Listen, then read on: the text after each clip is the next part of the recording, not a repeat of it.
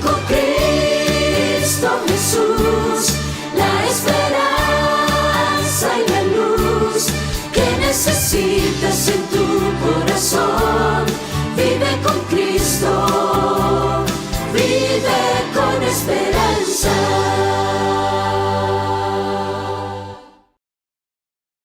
Una cordial bienvenida a ti y a los tuyos. En este segmento de Descubra la Biblia, donde solemos abrir las Sagradas Escrituras y extraemos ideas y mensajes del tiempo del fin. Estaba yo hojeando, mejor dicho, leyendo por el internet los diferentes periódicos del mundo latinoamericano y algunos alrededor del mundo. Y para sorpresa mía, encontré que los títulos impresionaban, porque cada rato encontraba títulos como este: hombres que no se venden, o político que se vendió, oh tremendo, tal persona, tal político recibió soborno. Y eso se ve como pan del día, por todas partes. El soborno, la mordida, la coima, como lo llames tú, vemos la deshonestidad y la falta de carácter y de integridad. Pero hace un tiempo atrás, en el tiempo cuando Nabucodonosor era rey de Babilonia, existieron ciertos jóvenes hebreos que eran del linaje real, que fueron cautivos, tomados, llevados a Babilonia para ser adoctrinados, para ponerlos en las universidades más encumbradas y servirle al monarca. Pero estos hombres no se vendieron. Pasemos al libro de Daniel, capítulo 1, versículo 1. En esta serie donde veremos y seguiremos viendo todos los capítulos de Daniel y sus mensajes intrínsecos. En el año tercero del reinado de Joacim, rey de Judá, vino Nabucodonosor, rey de Babilonia, a Jerusalén y la sitió. Y el Señor entregó en sus manos a Joacim, rey de Judá, y parte de los utensilios de la casa de Dios, y los trajo a tierra de Sinar, a la casa de su Dios. Y dijo el rey a Aspenaz, jefe de sus eunucos, que trajese de los hijos de Israel, del linaje real de los príncipes, muchachos en quienes no hubiese tacha alguna, de buen parecer, enseñados en toda sabiduría, sabios en ciencia y de buen entendimiento, e idóneos para estar en el palacio del rey, y que les enseñe las letras y la lengua de los caldeos. Y les señaló el rey ración para cada día, de la provisión de la comida del rey, y del vino que él bebía, y que los criase 3 años, para que al fin de ellos se presentasen delante del rey. Entre estos estaba Daniel, Ananías, Misael y Azarías, de los hijos de Judá. A estos el jefe de los eunucos puso nombres. Puso a Daniel Belsasar, a Ananías Sadrac, a Misael Mesac y a Azarías Abednego. El año tercero es relevante. Veamos por qué. Sobre la base de sincronismos bíblicos que relacionan los varios reyes de los reinados de Judá con el de Nabucodonosor, cuyos años babilónicos de reinado han sido astronómicamente establecidos, el tercer año de Joacim duró, según el calendario judío, desde el otoño del 606 al otoño del 605. La presencia de Nabucodonosor en Palestina en el 605, como lo indica Daniel 1.1, está confirmada por dos relatos importantes. Estas son las fuentes. Una narración del historiador Beroso, cuya obra perdida ha sido citada por Josefo. Y una parte de la crónica babilónica, hasta ahora desconocida, que abarca todo el reinado de Nabopolassar y los primeros 11 años de su hijo Nabucodonosor. Esto es relevante porque los escépticos atacaban el concepto de estos reyes, que era un invento, y muchos de los datos que la Biblia presentaba, lo más probable nunca pasaron, hasta que fue descubierto que existieron y la Biblia tenía razón. Beroso, tal como lo cita Josefo, relata que Nabucodonosor recibió la orden de su padre Nabopolassar de sofocar una rebelión en Egipto, en Fenicia y en Celesyria. Habiendo completado su misión, pero estando todavía en el oeste, recibió la noticia de la muerte de su papá. Dejó a los cautivos en manos de sus generales y se apresuró a regresar a Babilonia por el camino más corto del desierto. Sin duda, esa prisa se debió al deseo de impedir que un usurpador tomara el trono. Beroso dice que Nabucodonosor dejó a cautivos judíos con sus generales cuando se apresuró a volver a Babilonia. Daniel y sus amigos deben haber estado entre los cautivos. Cuando Daniel llegó a Babilonia siendo un joven cautivo, Nabucodonosor ya era rey.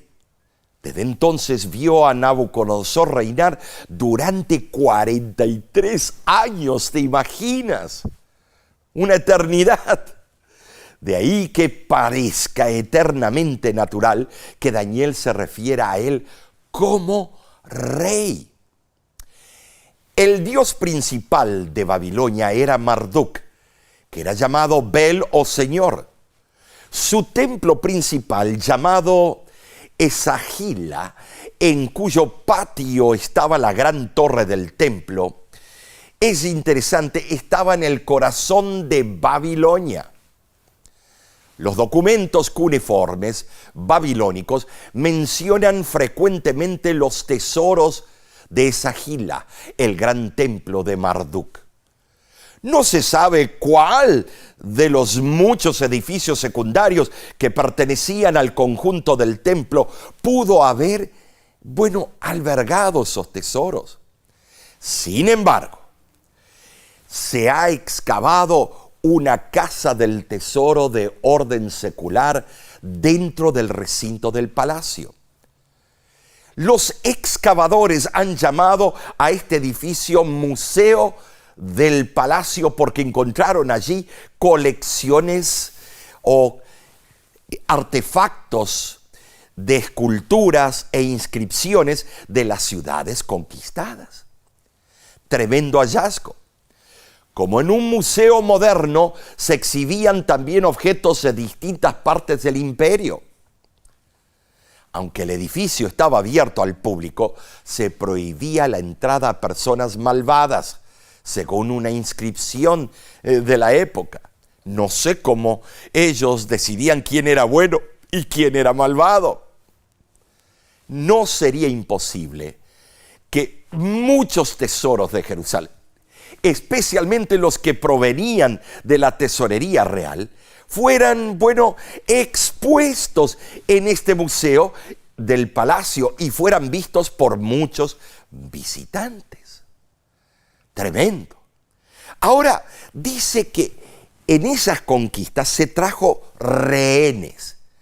Y veamos esos rehenes de acuerdo al relato.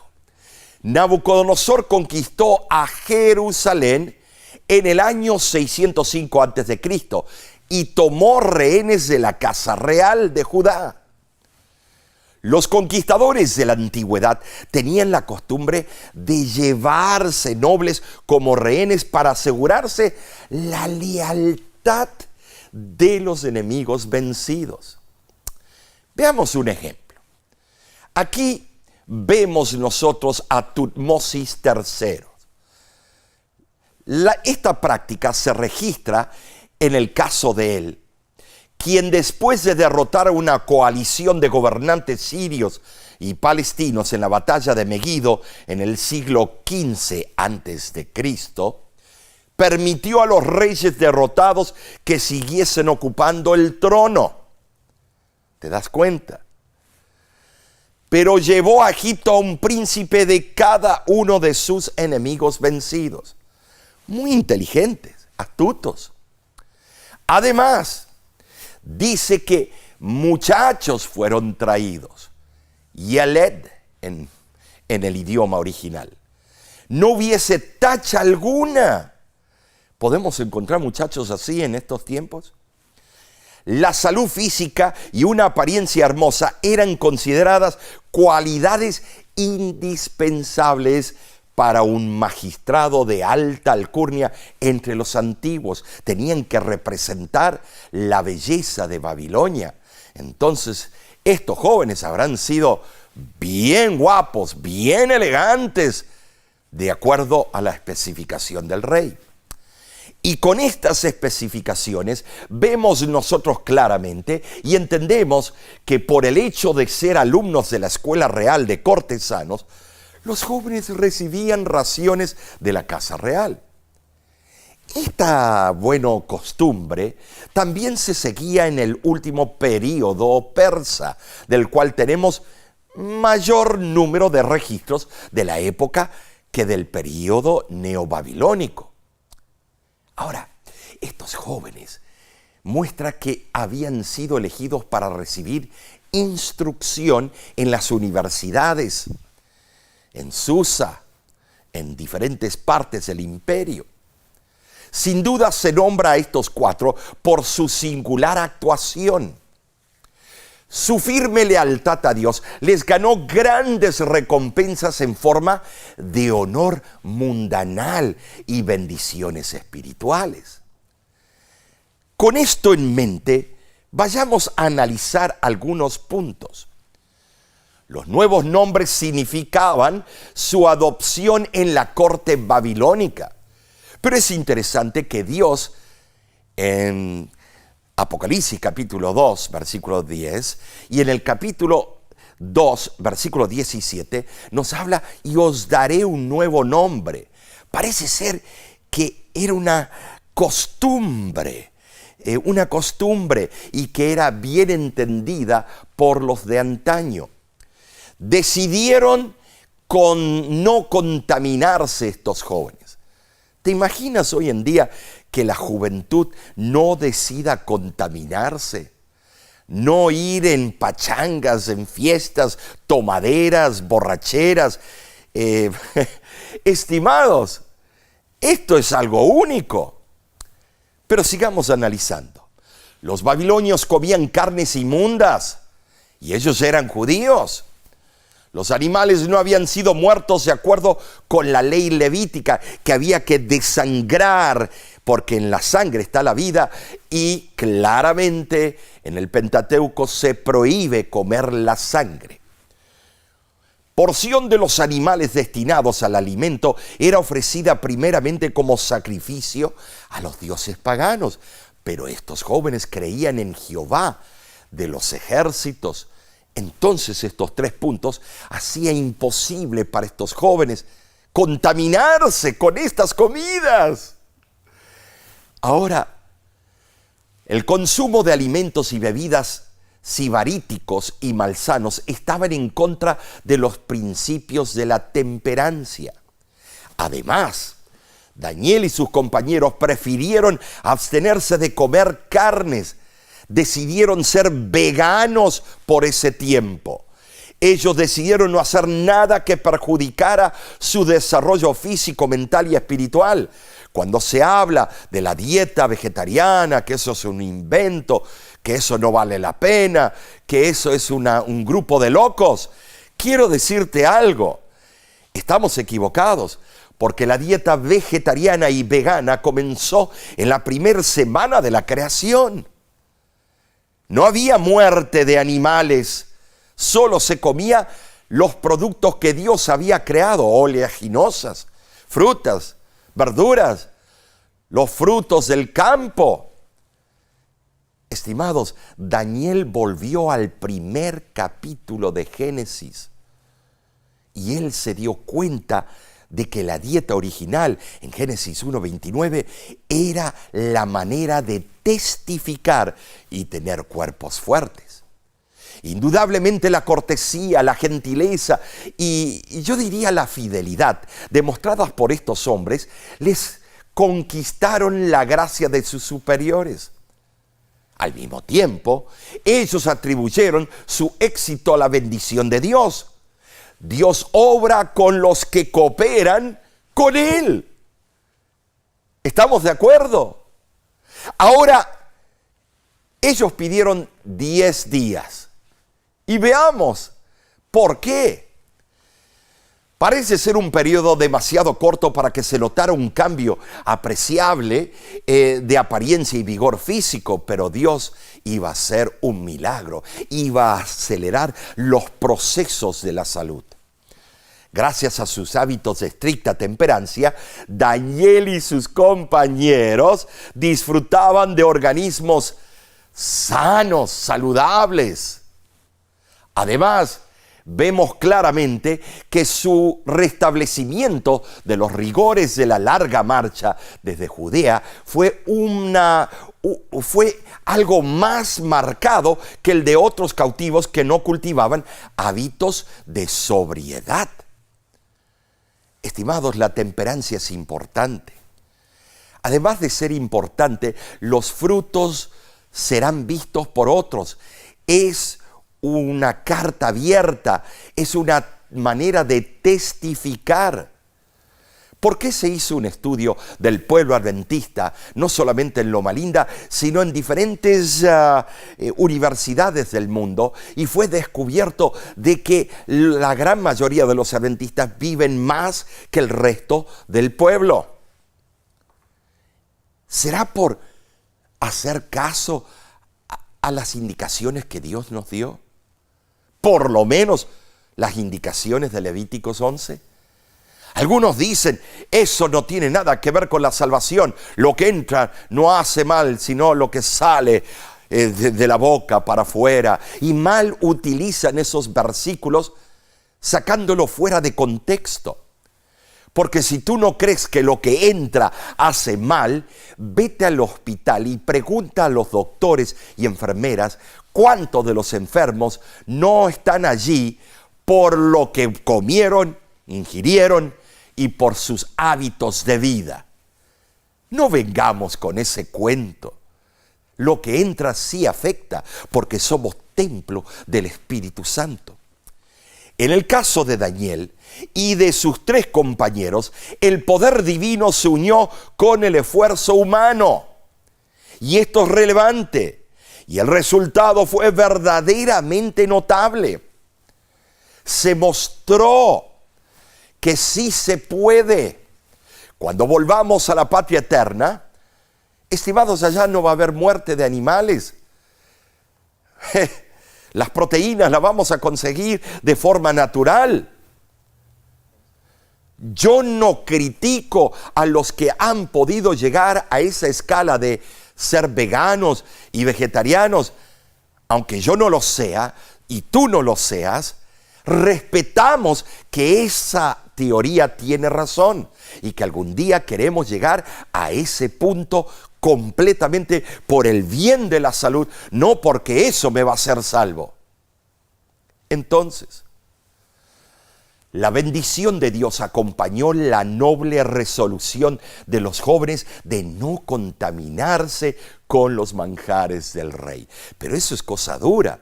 Rechazarle a cualquier persona es una cosa, pero rechazarle a un monarca, a un emperador, a un rey, eso puede traer consecuencias funestas.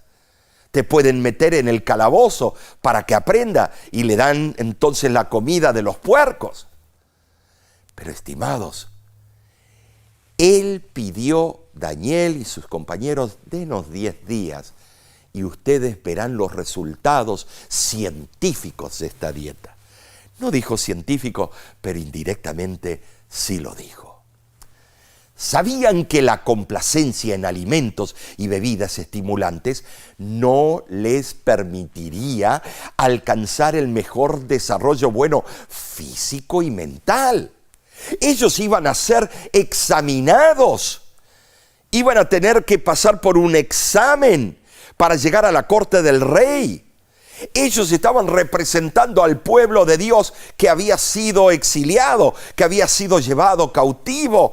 Y ahora esta era la manera de decirle al rey: tú llevaste a un pueblo que es muy diferente que el tuyo. Entonces, el libro Consejo del Régimen Alimenticio, página 35, es fascinante. Y este libro te recomiendo que lo consigas en las tiendas cristianas llamadas ABC o de alguna otra manera por el internet. También el libro Ministerio de Curación. Y dice así: un régimen abstemio haría que estos jóvenes tuvieran una apariencia demacrada y enfermiza, en tanto que la lujosa comida proveniente de la mesa del rey los haría rubicundos y hermosos y les impartiría una actividad física superior. Pero sabemos de verdad que fue diferente la historia. Ellos preservaron su fe, estimados, en tiempos difíciles, en tiempos angustiantes. Hay que preservar la fe, y la palabra fe en el griego es pistis. Hay que preservar el credo de Dios en nosotros.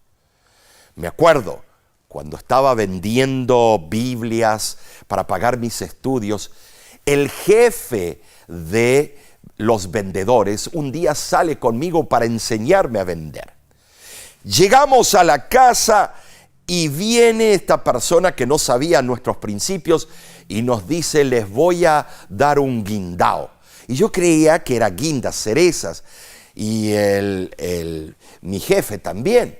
Cuando nos trajeron el guindao y lo probamos, era alcohol puro. Me empezó a quemar todo el esófago. Yo no tomo alcohol. Entonces, inmediatamente yo iba a decir: yo no puedo tomar esto. Y mi jefe me paró: no lo hagas, porque queremos vender las colecciones. Entonces me quedé con el vaso casi lleno, y cuando se fue la persona a la cocina, él me dijo: sígueme a mí, yo te voy a decir lo que hay que hacer. Y había una planta, y él tiró el alcohol en la planta, y me hizo a mí tirarlo también. Me faltó la fe, yo tenía que haberlo puesto en su lugar. Y por eso, miren lo que pasó. Cuando regresó, vio los vasos vacíos, fue y buscó más y los volvió a llenar. Ahora, años después, yo nunca más tomé, pero años después, en una campaña evangelística, adivinen quién apareció en la campaña. Esa persona que le dimos un mal ejemplo. Ahora, su firme resolución de permanecer fieles a Dios iba a traer dividendos. Su dependencia del poder de Dios iba a demostrarles que el Dios de los hebreos era mayor y era el único entre los dioses. Se negaron a dañar su naturaleza espiritual y moral mediante la complacencia del apetito y su consecuente vida de oración. Daniel y sus jóvenes compañeros se daban cuenta de que la oración era una necesidad, en especial por la atmósfera del mal que continuamente los rodeaba. ¿Estás orando? ¿Has inculcado a tus jóvenes, a tus hijos, a tus niños orar? ¿Cómo le vas a inculcar si tú, papá y mamá, no estás orando?